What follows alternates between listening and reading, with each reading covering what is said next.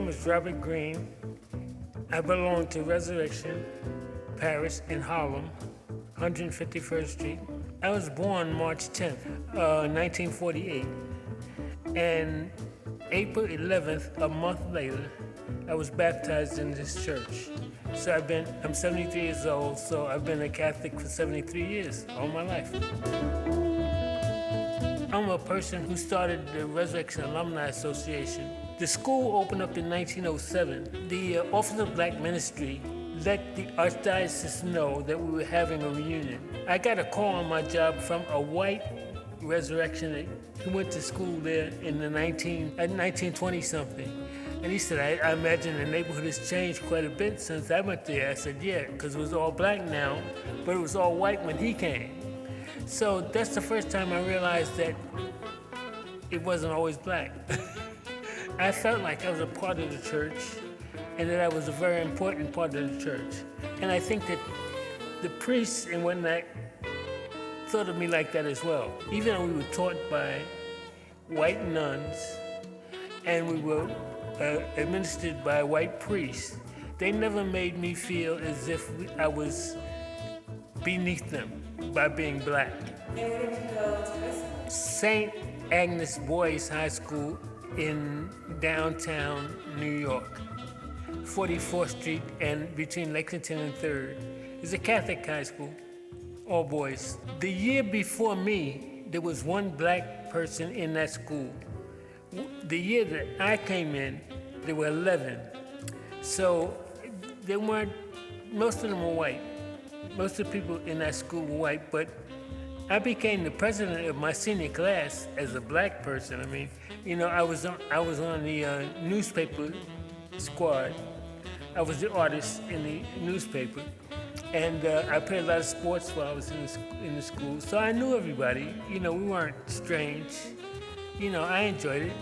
I had a good time, and that's the last time I went to Catholic school. I had stopped going to church for about 15 years. I was playing ball on Sundays, you know. Not that I had anything against Catholicism, but I thought I had enough Catholicism in elementary school and high school to last me for the rest of my life. The deacon who's here, I was passing the church and the door was open and he was standing there. He knew me for years. He said they were starting a choir here in the church.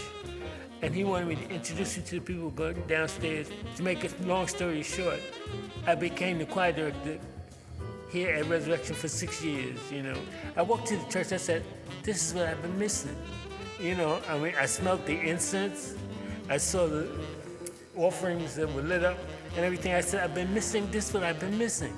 I came at a time when, you know, this was before, when I was younger, this was before Martin Luther King and the whole black movement that went on in the 60s. Prior to that, racism never touched me the way that people in other cities, the problems that they went through, like whites only, that kind of thing, I never got involved in that kind of thing. In fact, one of the priests who was here, who was up in Marlboro, New York, the thing that impressed me about him was another priest who was here at Resurrection went to his funeral, and he said, Father enjoyed working with poor people. I said, they thought of us as being poor? I said, I never felt poor. You know, my family never made me feel like we were poor. We always got things that we wanted. And, you know, they had to pay for me to come to Resurrection. So my father and mother both had pretty good jobs. I never felt poor. That's the first time I realized that they thought of us as being poor people that they were working with. And I was surprised to know that the church at one point wasn't bothered by slavery. You understand? In fact, the Jesuits to a certain point thought of slavery as a way of them being able to keep their church going years ago. And so I was very surprised to understand that the church had that much to do with racism. The way that the church has related to black people has changed a great deal over time. Because at one time they didn't cater to black people, at least in America. There were no black priests, let me understand that. When I first came to school here, in New York, there was only one black priest, and I think he was teaching at Cardinal Hayes High School. And Father Lucas, who became the pastor here at Resurrection for about 22 years or something like that, was the first black priest that I ever knew. So Catholicism, to me, didn't involve black priests at that time. Things has changed a great deal now. There are a lot of black priests now. Well, I'm one of these people who never had a problem with being black and Catholic. And I'm sure that there are other people who have been, who had different experiences than I did. I was proud of being black and Catholic. I felt special about that. You know, that meant something to me. And so I never felt inferior or anything like that. I enjoyed being black and Catholic and still do today.